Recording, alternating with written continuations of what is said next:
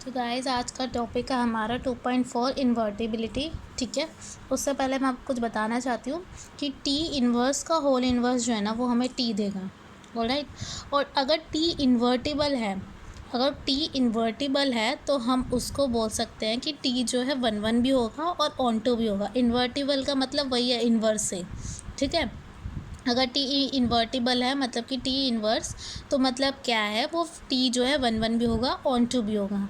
ठीक है, अब 1 का आप मतलब जानते ही होंगे, आई होप, कि 1 जब होता है जब हमारा नल स्पेस जो होता है खाली होता है, मतलब ज़ीरो होता है।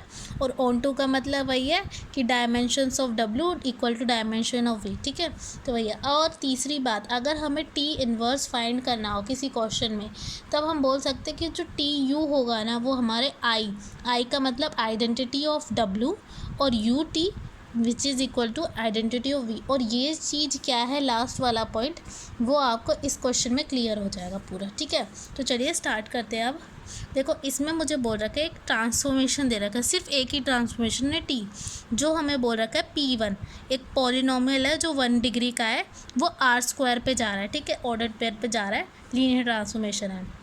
और ट्रांसफॉर्मेशन इस तरीके से डिफाइन है, वेरीफाई करना है कि टी जो है 1 इन्वर्टिबल है, और हमें टी इन्वर्स फाइंड करना है। इन्वर्टिबल का मतलब वही है कि हमको क्या बताना है, 1 होगा और ऑन टू होगा, तब हम बोल सकते हैं कि टी क्या है, इन्वर्टिबल है। तो चलिए पहले इसे स्टार्ट करते हैं। Not that a plus B x.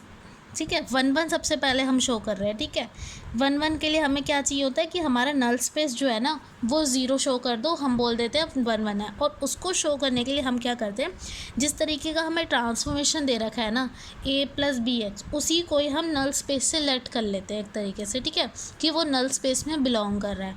अब बोल देंगे कि हम इफ़, अगर मैं इसी के अंदर ट्रांसफॉर्मेशन लगाऊँ जो मैंने नल स्पेस में लिया है, मतलब कि a प्लस बी एक्स, ठीक है, वो किसके बराबर हो जाएगा, 0,0 के, क्योंकि मैंने इसको बोल दिया ना कि नल स्पेस से बिलोंग कर रहा है। ठीक है, इसीलिए मैंने बोल दिया कि ये ट्रांसफॉर्मेशन जो है वो मुझे 0,0 देगा।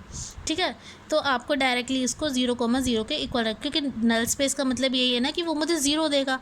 अब 0 देगा, अब ये ऑर्डर्ड पेयर की फॉर्म में है, तो मुझे आंसर भी तो पेयर में ही लेना पड़ेगा ना, 0,0। अब डायरेक्टली एक 0 तो नहीं लिख सकती ना, राइट। जब पेयर में है तो पेयर की फॉर्म में लिखूँगी। अगर ये दोनों आपस में इक्वल हो जाते हैं, इफ़ दैट इज़, तो मतलब क्या, ये ट्रांसफॉर्मेशन मुझे दे कैसा आंसर है, a plus 0, a plus B वाला। तो ये ट्रांसफॉर्मेशन दे रहा है मुझे a प्लस बी वाला आंसर, जो कि इक्वल है 0,0 के। ठीक है, इसका मतलब क्या है, मतलब कंपोनेंट वाइज होता है ना जब ये ऑर्डर्ड पेयर होता है, मतलब फर्स्ट वाले के इक्वल, सेकंड वाला सेकंड के, तो a की वैल्यू क्या होगी, 0, और पीछे b की भी वैल्यू क्या होगी, 0। a equal to 0 and b equal to 0। तो इसका मतलब क्या हो गया, जो मैंने a प्लस बी एक्स लिया था वो क्या हो गया, 0 हो गया। अब जब ये 0 हो गया, इसका मतलब यही हुआ ना कि हमारा जो नल स्पेस था वो खाली था। ठीक है, ये 1 हम ऐसे ही प्रूव कर सकते हैं, इसीलिए हम बोलते हैं कि टी जो है 1 है। अब हमें ऑन टू शो करना है, therefore by dimension theorem, I hope आपको याद होगी डायमेंशन थ्योरम। ठीक है, बाय डायमेंशन थ्योरम क्या कहती है, dimension of V is equal to nullity T और रैंक के इक्वल होती है। ठीक है, अब डायमेंशन ऑफ वी की डायमेंशन को अभी छोड़ो, नलिटी क्या हमारी 0 है, प्लस में रैंक क्या हमारी, रैंक ही रहेगी। ठीक है, अब उससे पहले यहाँ पर देखो डायमेंशन ऑफ वी। अब देखो ये क्या होता है, ये स्टार्टिंग वाला होता है हमारा ट्रांसफॉर्मेशन, वी से लेकर डब्ल्यू पे जाता है, राइट।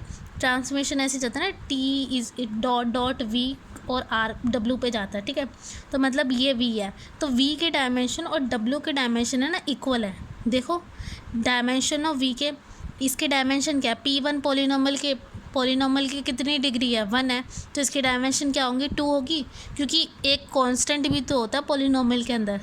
देखो मैं ये कहना चाहती हूँ कि ये जो है ना हमारा v है, ठीक है, और इसके डायमेंशन ये P1 है। P1 का मतलब इसकी डिग्री क्या होगी, x1 होगी। ठीक है, और यहाँ पर कोई कांस्टेंट भी तो होगा जिसकी डिग्री 0 होगी।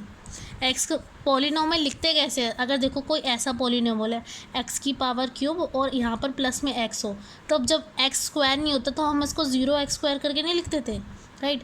वैसे ही अगर यहाँ पर 1 डिग्री है तो मतलब एक 0 डिग्री भी होगी, एक डिक्रीजिंग ऑर्डर में लेके जाएंगे, ठीक है। तो इसीलिए इसके डायमेंशन 2 हो जाते हैं, मतलब कि जितना हमें दे रखा है ना पॉलिनोमियल उससे +1 हो जाता है, ठीक है। तो इसके डायमेंशन 2 हो गए, ठीक है। और इसके डायमेंशन कितने हैं, r² है, जितना वो होता है उतने डायमेंशन होते हैं, r² है तो इसके भी डायमेंशन 2 हो गए।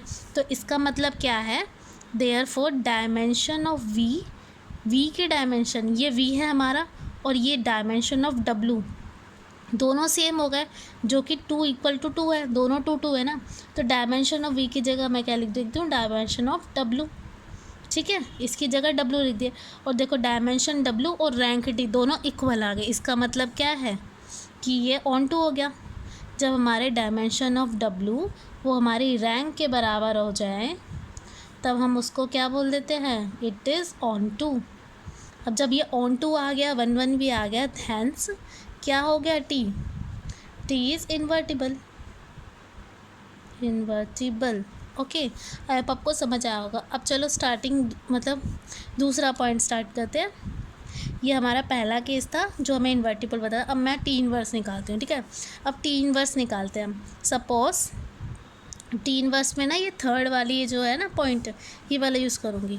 सपोज एक हमारा u ट्रांसफॉर्मेशन है, मतलब मैंने देखो इसमें मुझे एक ही ट्रांसफॉर्मेशन दे रखा है t। अब मैंने एक u ट्रांसफॉर्मेशन अपनी तरफ से बोला कि एक u ट्रांसफॉर्मेशन है जो r² से p1 r पे जा रहा है। मतलब मैंने क्या करा, जो मुझे ट्रांसफॉर्मेशन दे रखा है उसको मैंने रिवर्स कर दिया। तो मतलब मैंने इसको यहाँ से यहाँ पर ले गई, ठीक है। मतलब t जो दे रखा था ऐसा था, मैंने उसको रिवर्स करके उसको u का नाम दे दिया, ठीक है। इस ट्रांसफॉर्मेशन को w से लेकर v पे चली गई ट्रांसफॉर्मेशन को, ठीक है। और वो इन्वर्स हो गया ना, क्योंकि t मुझे ऐसे दे रखा था फॉरवर्ड में, मैं इसको रिवर्स ऑर्डर में लेगी तो मतलब क्या, वो मेरा इन्वर्स दे रहा है। तो मतलब u किसके बराबर हो, t इन्वर्स के बराबर, be the inverse of t का इन्वर्स हो गया ना, क्योंकि मैंने इसको ट्रांसफॉर्मेशन को उल्टा कर दिया। तो मतलब कि t इन्वर्स निकाल रही हूँ जो कि u के बराबर है हमारा, ठीक है। अब देखो tu जो है, जो ट्रांसफॉर्मेशन है उसको u के साथ करोगे तो मुझे देगी आइडेंटिटी ऑफ r², ठीक है। मतलब कि t से u पे जाएंगे तो r² की मिलेगी। और अगर हम u से t पर जाएंगे तो किसकी आइडेंटिटी मिलेगी मुझे, आइडेंटिटी ऑफ p1 r की, ठीक है। यही सेम चीज़ मैंने यहाँ पे लिखी है। जब t u पे जाते हैं तो आइडेंटिटी ऑफ w का मतलब यही है ना कि w क्या था हमारा, यह होता है ना w r², तो r² की लिखी। और जब हम ut से जाते हैं तो v की मिलती है, v की मतलब p1, ठीक है। और ये लेते इसको कंसीडर नहीं करते, इसकी बात हो रही है, ये हमारा v है, ये हमारा w है। ये तो हमारा रिवर्स हो गया ना, और w से आप v पर चलेगा, ठीक है। आई होप आपको समझ आ रहा होगा इतना, ठीक है। अब इसको सॉल्व करते हैं। मैं ये ut वाला लूँगी, ठीक है। ut वाला ले रही हूँ मैं, तो उस पर ट्रांसफॉर्मेशन लग रहा है a + bx वाला जो होता है नॉर्मली, वो कैसा दे रहा है मुझे, a + bx, ठीक है।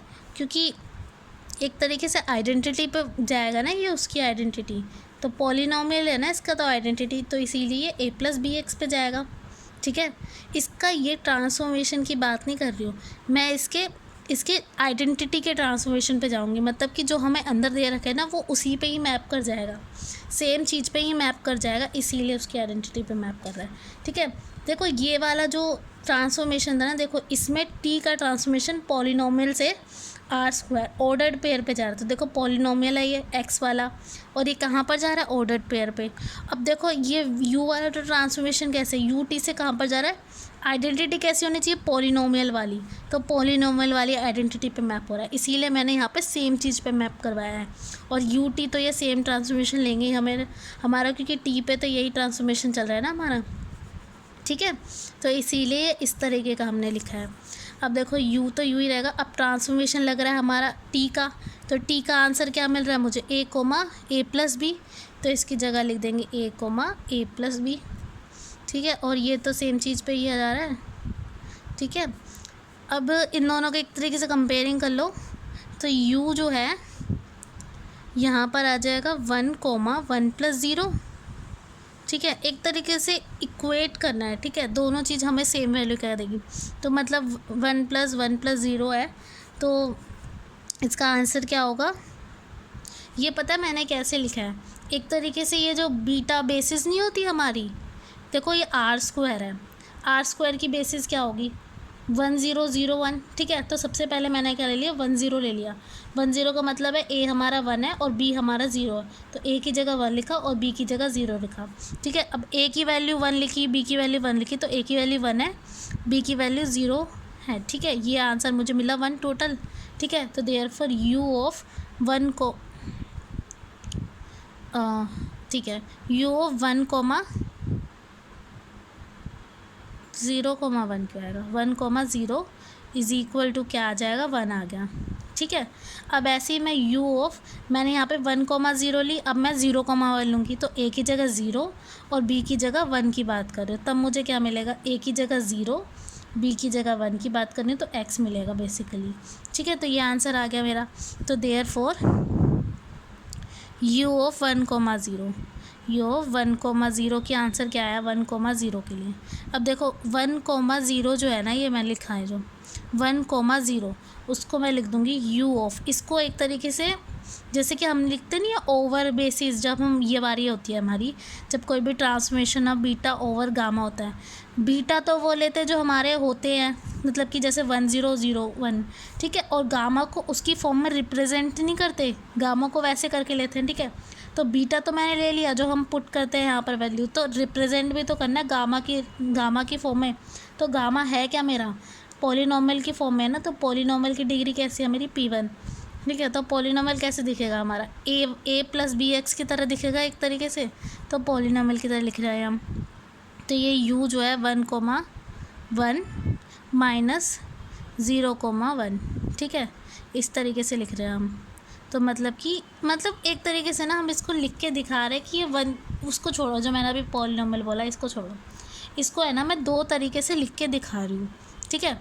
2 तरीके से इन द सेंस इसको हम लिख कैसे सकते हैं, अगर मैं 1,1 में से माइनस कर दूँ 0,1, तो मुझे यही आंसर मिल जाएगा, ठीक है। देखो u तो u रखा, 1,0 को मैं लिख कैसे सकती हूँ 1,1 माइनस 0,1, ये जो माइनस होते हैं कॉम्पोनेंट वाइज होते हैं, तो 1 में से 0 जाएगा 1 आएगा आंसर, और 1 में से 1 जाएगा तो 0 आएगा, तो दोनों आपस में इक्वल हो गए। अब दोनों को हम सेपरेट भी कर सकते हैं, ठीक है। तो ये हो जाएगा यहाँ पर 1,1 वाला, ठीक है, एंड माइनस यू ऑफ 0,1 वाला, ठीक है। अब देखो ये यू ऑफ जब मैंने ये जब ली थी, जब 1, ये 1,1 थोड़ी ना 1,1 आंसर आएगा ना इसका, तो ये जो मैंने लिया था ये 1,1 का था, ठीक है। जब मैंने यहाँ पे बीटा 1,0 लिया था तब 1,1 का आया था, तो यू 1,1 का आंसर 1 आया है और u 0,1 का आंसर x आया था, ठीक है। तो ये दोनों की वैल्यू एक तरीके से यूज़ करिए 1 और 2, ठीक है, ये दोनों वैल्यूज़ यूज़ करी हमने। अब इतना आ गया, तो u ऑफ a, b, तो एक तरीके से हम ऐसे लिख सकते हैं u a of a, b को a, 0 प्लस में 0, b, इसको भी एक तरीके से एक्सप्रेस ही करा है हमने, ठीक है, कि ये u को है ना हमने इसको ऐसे टुकड़ों में बांट दिया, ठीक है। तो इसका मतलब क्या, a को मैं बाहर निकाल रही हूँ ट्रांसफॉर्मेशन से, और इसको यहाँ पे मैं 1,0 कर रही हूँ, और इसको भी बाहर निकाल रही हूँ b को यहाँ से कांस्टेंट को 0,1, ठीक है। अब a की जगह a, u ऑफ 1,0 की वैल्यू क्या आई थी 1 माइनस x प्लस में बी एक्स, इसकी वैल्यूज़ डाल रही हूँ जस्ट, तो इसका आंसर आ गया a plus B minus A X. तो और ये जो u की जो मेरी वैल्यू आई ना, ये u था क्या, u जो था मेरा इन्वर्स ही तो था, u be the inverse of t, तो इन्वर्स t इन्वर्स ही तो निकालना था, वही तो मेरा ये आंसर है। आई होप आपको समझ आया होगा ये, ठीक है। मेरे ख्याल से आपको ये समझ नहीं आया कि मैंने यहाँ पर इसकी वैल्यूज़ कैसे ली। देखो यहाँ पर ये वैल्यूज़ मैंने इसीलिए ली क्योंकि बीटा जो है ना बेसिस है किसकी, बीटा जो है बेसिस है P1 पॉलिनोमियल की।